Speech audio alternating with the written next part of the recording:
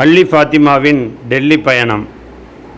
டெல்லியில் நண்பர்கள் யாரேனும் உண்டா என்ற முகநூல் பதிவை பார்த்தவுடனே ஓடி வந்து நாங்கள் இருக்கிறோம் என்று உதவ நினைத்த அனைத்து நண்பர்களுக்கும் மனதார அன்பினை பகிர்கிறேன்.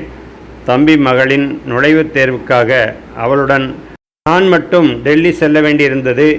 பின் அதையே ஒரு சுற்றுலாவாக மாற்றி குடும்பத்துடன் இனிதே டெல்லி கண்டு சென்னை திரும்பிவிட்டோம்.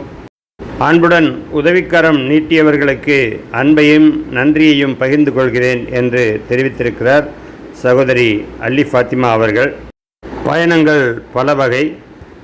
தம்பி மகளுடைய தேர்வுக்காக தனி ஆளாக போக வேண்டிய நிலைமையில் இருந்தபோது அவருடைய குடும்பத்தினர் அதை ஒரு சுற்றுலாவாக்கி ஒரு இனிய நினைவுகளாக ஆக்கியிருப்பது மிகவும் மகிழ்ச்சிக்குரியது. எல்லா புகழும் இறைவன் ஒருவனுக்கே.